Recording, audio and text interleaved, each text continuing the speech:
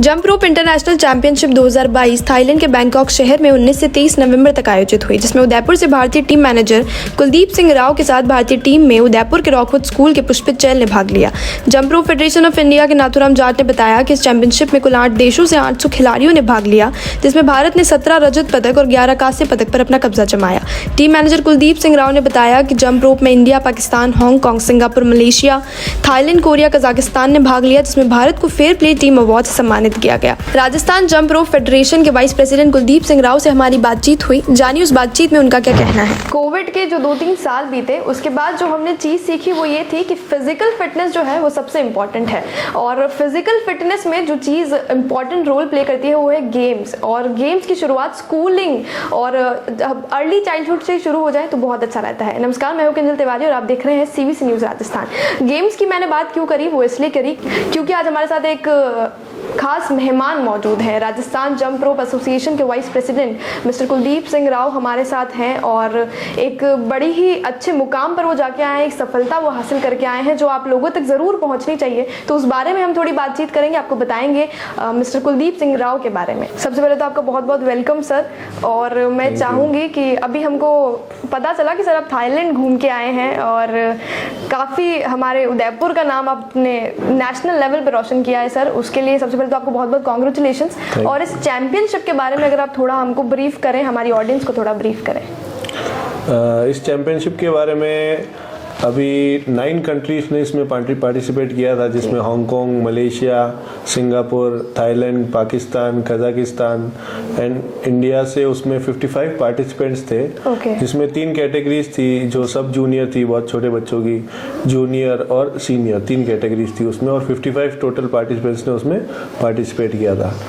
Sir 55 जो total participants थे, उदयपुर से कितने लोग उसमें गए थे? उदयपुर से उसमें एक ही प्लेयर था जो सेलेक्ट हुआ था, पुष्पित चैल जी। उनके बारे में अगर आप थोड़ा बता पाएं, और किस उम्र के वो हैं?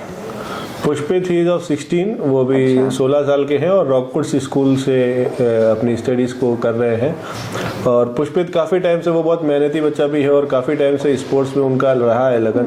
पहले डिस्ट्रिक्ट में उन्होंने मेडल जीता था, फिर स्टेट, फिर नेशनल में, अभी कर्नाटका में चैंपियनशिप में उन्होंने मेडल जीता। उसके बाद वो, और महज 16 साल के वो हैं। हाँ 16 साल के।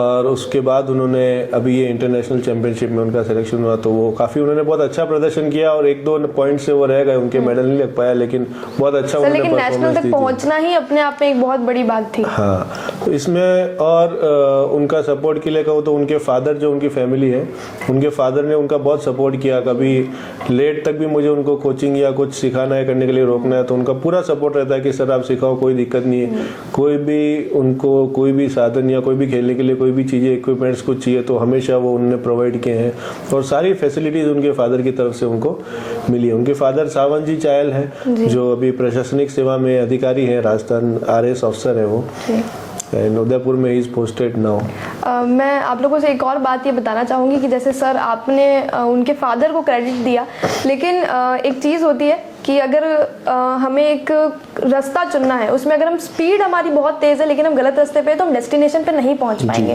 सर। तो वो रास्ता बताने वाला मेंटर होता है, तो कहीं ना कहीं आपका बहुत बड़ा योगदान है आपकी कोचिंग में, आपकी मेंटरशिप में, आपकी गाइडेंस में, जिससे हम लोगों के उदयपुर के बच्चे नेशनल लेवल तक जाते हैं। और दूसरा सर मैं आपसे ये पूछना चाहूँगी कि आपका भी कहीं ना कहीं ये सक्सेस रहा है, आपकी बहुत बड़ा आपका गाइडेंस और योगदान इसमें रहा है, तो आप अपनी सक्सेस में किस किस को गिनते हैं और किसको क्रेडिट देना चाहते हैं? मेरा क्रेडिट है jump rope federation of India के सेक्रेटरी जो है मिस्टर शहजाद खान जी, एंड उसी फेडरेशन में मिस्टर नाथुराम जाट जी हैं।